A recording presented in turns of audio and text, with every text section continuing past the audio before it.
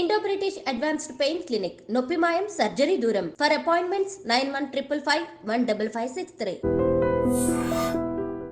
HMPV virus ఇప్పుడు ఎక్కడ చూసినా కూడా అందరి నోట ఇదే మాట వినిపిస్తోంది. ఏం జరుగుతోంది, అసలు ఈ వైరస్ ఎట్లా ఇన్ఫెక్ట్ చేస్తుంది, మన భారతదేశంలోకి ఆల్రెడీ ప్రవేశించింది కాబట్టి మరి ఏం జరగచ్చు ఏంటి.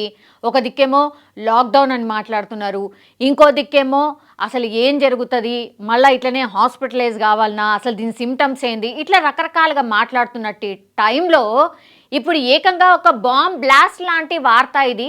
యాక్చువల్లీ ఆల్రెడీ హెచ్ఎంపీవీ వైరస్ తెలంగాణలో ప్రవేశించి నెల రోజులైతుంది. ఈ వార్త ఇప్పుడు ఒక కలకలం అయితే క్రియేట్ చేస్తోంది. ఎగ్జాక్ట్లీ ఈ వార్త ఈరోజు బయటకు వచ్చిన పరిస్థితి కనిపిస్తోంది. ఏకంగా ఒక ల్యాబ్లో టెస్టులు కూడా జరిగాయి అండ్ చాలామంది ఈ ఇన్ఫెక్షన్ బారిన పడ్డారు.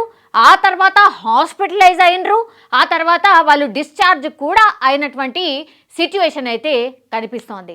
సో ఒక్కసారి డీటెయిల్డ్గా తెలుసుకునే ప్రయత్నం చేద్దాం. యాక్చువల్లీ ఎక్కడ ఏం జరిగింది, ఎంతమంది ఇన్ఫెక్ట్ అయినరు ఏంటిది ఒక్కసారి చూసే ప్రయత్నం చేద్దాం. హెచ్ఎంపీవీ వైరస్ తెలంగాణలో ఆల్రెడీ ఎంటర్ అయిపోయింది. తెలంగాణలో హెచ్ఎంపీవీ కలకలం క్రియేట్ చేసింది. గత నెలలోనే హైదరాబాద్లో 11 హెచ్ఎంపీవీ కేసులు నమోదయ్యాయి. అయితే అందరూ కూడా డిశ్చార్జ్ అయిపోయినరు. ఈ చైనాలో వెలుగు చూసినటువంటి హెచ్ఎంపీవీ ఇప్పటికే దేశంలోకి ఎంటర్ అయిపోయింది. ఇప్పటికే దేశంలో 7 కేసులు నమోదయ్యాయి. అయితే గత నెలలోనే ఈ వైరస్ తెలంగాణలోకి ప్రవేశించినట్టు తాజాగా తెలిసింది. యాక్చువల్లీ నెల క్రింద అంటే మనందరికీ తెలుసు చాలా అంటే చాలా వైరల్ ఫీవర్స్ వచ్చినాయి. ఆల్మోస్ట్ కుటుంబంలో ఉన్న నలుగురు, ఒకవేళ కుటుంబంలో ఉన్నారనుకోండి, ఆల్మోస్ట్ 2-3 ఇన్ఫెక్ట్ అయినరు. అంతగానం ఉండే వైరల్కి సంబంధించిన ఫీవర్స్ భయంకరంగా ఉండే. సో ఆ వైరస్ కూడా డెఫినెట్లీ హెచ్ఎంపీవీ వైరస్ ఆ టైంలోనే మన తెలంగాణలోకి ప్రవేశించింది అండ్ ఇన్ఫెక్ట్ కూడా చేసింది. ఈ వార్త అదే చెప్తోంది. సో ఈ హెచ్ఎంపీవీ ఇప్పటికే దేశంలోకి ఎంటర్ అయిపోయింది కాబట్టి గత 2 రోజుల నుంచి హెచ్ఎంపీవీ వైరస్కి సంబంధించిన కేసులు దేశవ్యాప్తంగా 7 కేసులే నమోదయ్యాయి అన్నారు. 7 కేసులు మాత్రమే, అది కూడా ఎక్కువ మటుకి చిన్నారుల్లోనే. అంటే ఎవరైతే పుట్టినటువంటి బేబీస్ దగ్గర నుంచి 12 సంవత్సరాల పిల్లలకు మాత్రమే ఈ హెచ్ఎంపీవీ వైరస్ ఇప్పటి వరకు వచ్చింది అని వార్తలు వింటూ వచ్చాం. అది కూడా కేవలం 2 రోజులు మాత్రమే అయింది. 2 రోజుల నుంచే హెచ్ఎంపీవీ వైరస్ వచ్చేసిందట అన్న వార్తలు వింటేనే ఇంత హైరాణ అవుతున్నాం. అట్లాంటిది హైదరాబాద్లో, తెలంగాణలో 11 కేసులు నెల క్రితమే వచ్చినాయి. ఇదెంత డేంజరస్ వార్త. సో తెలంగాణ వ్యాప్తంగా కూడా ఈ వైరస్ ఆల్రెడీ ఎంటర్ అయిపోయి నెల రోజులు అవుతుంది అనేది చెప్పకనే చెప్తున్నటువంటి వార్త ఇది. సో గత నెలలోనే ఈ వైరస్ తెలంగాణలోకి ప్రవేశించినట్టు తాజాగా తెలిసింది. గత నెలలో పలువురు వైరల్ ఇన్ఫెక్షన్తో బాధపడుతూ ఉండడంతో హైదరాబాద్లోని మనీ మైక్రో బయాలజికల్ ల్యాబొరేటరీలో 250 మందికి శ్వాసకోశ వైద్య పరీక్షలు నిర్వహించింది.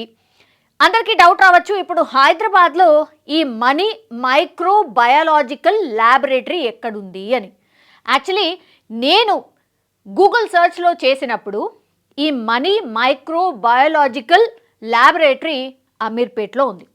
అమీర్పేట్లో ఈ ల్యాబ్లో ఇప్పుడు ఎవరైతే వైరల్ ఇన్ఫెక్షన్తో బాధపడ్డారో గత నెలలో వాళ్ళకి శ్వాసకోశ అంటే వాళ్ళకి శ్వాస తీసుకోవడంలో ఇబ్బంది వచ్చింది.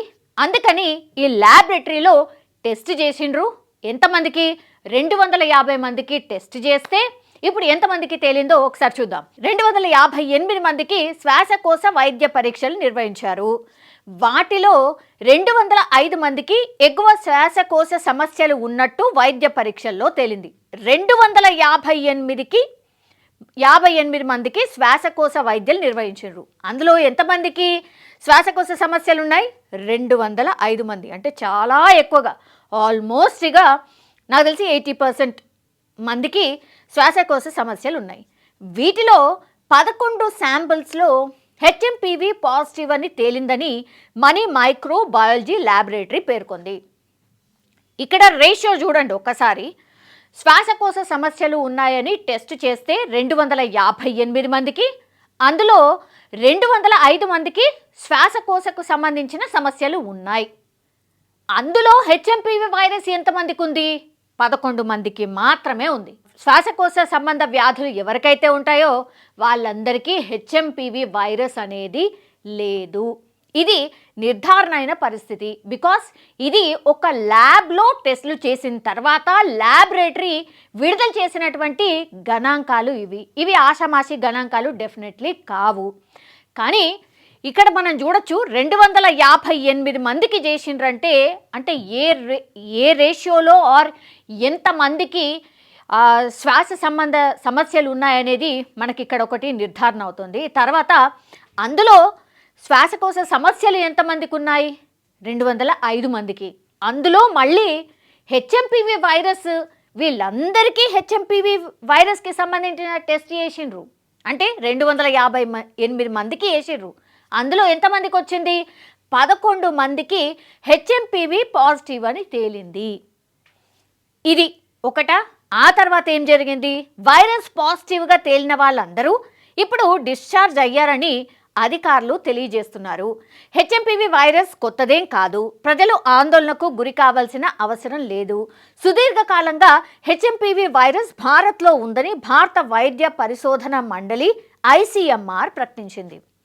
ఇక్కడ సరే ఇప్పుడు 11 మందికి హెచ్ఎంపీవీ వైరస్ సోకింది, పాజిటివ్గా తేలింది. ఆ తర్వాత వాళ్ళందరూ కూడా హాస్పిటల్స్లో ట్రీట్మెంట్ తీసుకున్నారు, డిశ్చార్జ్ అయినరు. అంటే డెఫినెట్లీ హాస్పిటలైజ్ అయినరు వాళ్ళు. సో 11 మందికి టెస్టులు చేసి తేలింది కాబట్టి వాళ్ళకు డెఫినెట్లీ ఆక్సిజనో లేకపోతే ఇంకేదో అండ్ మందులో వాళ్ళు ఇచ్చినటువంటి ప్రిస్క్రిప్షన్ అంతా వాడితే వాళ్ళందరూ బయటపడినటువంటి పరిస్థితి. So it is not danger అనేది ఇక్కడైతే నిర్ధారణ అవుతున్న పరిస్థితి. కానీ ఇప్పుడు దేశవ్యాప్తంగా జరుగుతున్నటువంటి చర్చలో కేవలం 2-3 రోజుల నుంచే 7 కేసులు వచ్చాయి, అది కూడా పిల్లలకే వచ్చాయని ఈ వార్తలే చక్కర్లు కొడుతున్నాయి. మరి ఇవన్నీ ఎటు పోయినాయి? ఈ 11 కేసులు ఆల్రెడీ నెల క్రితమే హెచ్ఎంపీవీకి సంబంధించిన వైరస్ సోకింది, పాజిటివ్గా వచ్చింది, వీళ్ళందరికీ కూడా ట్రీట్మెంట్ చేసి డిశ్చార్జ్ చేసిండ్రు అంటున్నారు. మరి ఇది ఎందుకు మన ఐసీఎంఆర్ ఆర్ సోకాల్డ్ కేంద్రానికి ఈ ఇన్ఫర్మేషన్ ఎందుకు లేకుండా ఉంది? సరే, హెచ్ఎంపీవీ వైరస్కి సంబంధించిన కేసులు ఎప్పుడైతే చైనాకి సంబంధించిన వాటిలలో బయటపడుతున్నాయో అంటే 15-20 రోజులు అవుతోంది, ఈ వార్తలు వస్తూనే ఉన్నాయి. హెచ్ఎంపీవీ వైరస్ వచ్చిందట అని. మరి అప్పుడైనా సరే హైదరాబాద్లో ఇట్లా వీళ్ళందరికీ ఒక ల్యాబ్లో టెస్ట్ చేసిండ్రు. ఆ తర్వాత 11 మందికి పాజిటివ్ వచ్చింది. వాళ్ళందరినీ కూడా పూర్తిగా ట్రీట్మెంట్ చేసి డిశ్చార్జ్ చేసిండ్రు.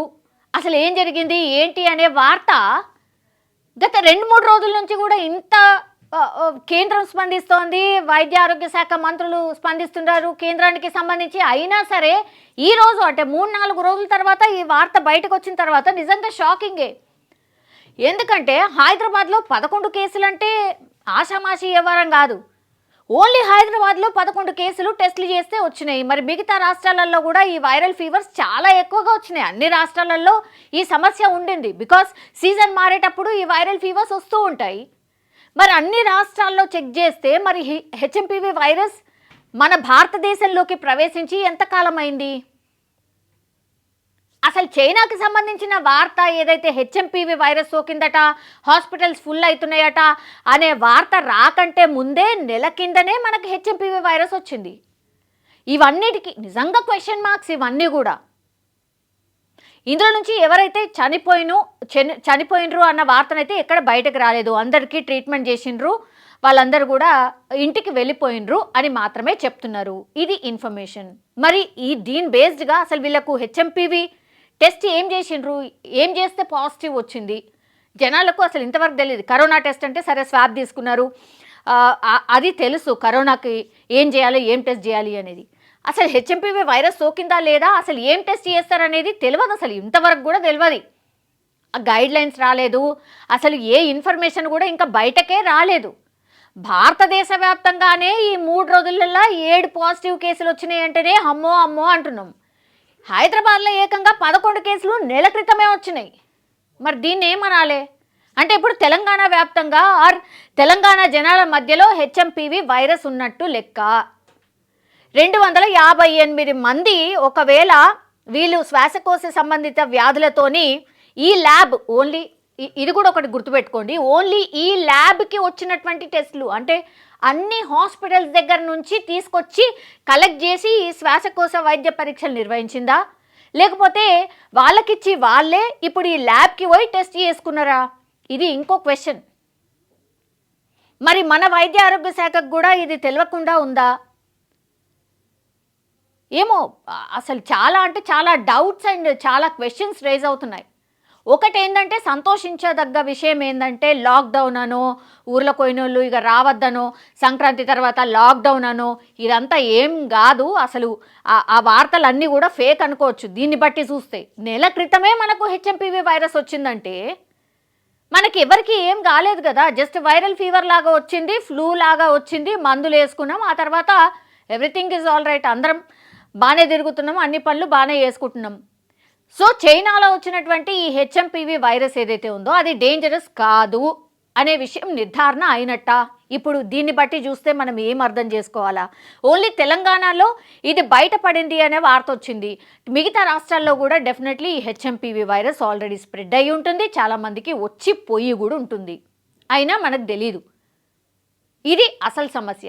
ఇప్పుడు దేశవ్యాప్తంగా జరుగుతున్నటువంటి చర్చ హెచ్ఎంపీవీ వైరస్ అట వచ్చిందట అనేదానికి 7గురికి హమ్మో అంటున్నాం. మరి తెలంగాణ ఓన్లీ తెలంగాణలో 11 మందికి వచ్చింది కదా, దీన్ని ఏమనాలా? మరి తెలంగాణకు రావడం మానేస్తారా? నెల క్రితమే వచ్చిందట, నెలలా ఎంతమంది ఇటు నుంచి అటు నుంచి ఇటు, అసలు అన్ని దేశాలన్నీ పోయి ఉంటారు ఇక్కడ నుంచి. కాబట్టి హెచ్ఎంపీవీ వైరస్ ఒక డేంజరస్ వైరస్ అయితే డెఫినెట్లీ కాదు, కానీ ప్రికాషన్ కావచ్చు, కేర్ కావచ్చు చాలా చాలా అవసరం. అండ్ ఇంకోటి ఏంటంటే చలికాలంలో జనరల్లీ ఫ్లూ వస్తుంది, కానీ అట్లాంటిది నెల క్రితం చాలామందికి వైరల్ ఫీవర్స్ వచ్చినాయి. ఆ వైరల్ ఫీవర్స్ వచ్చిన టైంలోనే ఈ ఫ్లూ కూడా తన విజృంభణ ఏందో చూపించింది అని ఈ వార్త సారాంశం. కాబట్టి ఎవరైనా సరే కొంత శ్వాసకోశకు సంబంధించిన వ్యాధులు కొంత ఎక్కువగా ఉంటాయి కదా, రెస్పిరేటరీ ప్రాబ్లం ఎవరికైతే ఎక్కువగా ఉంటుందో వాళ్ళు కొంత డెఫినెట్లీ ఈ అస్తమా లాంటి వాళ్ళు ఆర్ చిన్నపిల్లలు వీళ్ళందరికి కూడా కొంత కేర్ అయితే డెఫినెట్లీ అవసరము. సో అదే డాక్టర్స్ కూడా చెప్తున్నారు, మీరు ప్యానిక్ అవ్వకండి, ఏమీ లేదు అని చెప్తున్నారు. కాబట్టి ఈ వార్త సారాంశం చూసిన తర్వాత నిజంగానే ఇదే కరెక్ట్. యాక్చువల్లీ మన తెలంగాణలో ఆల్రెడీ హెచ్ఎంపీవీ వైరస్ ఉంది, వైరస్ ఇన్ఫెక్ట్ చేసింది, తర్వాత వెళ్ళిపోయింది.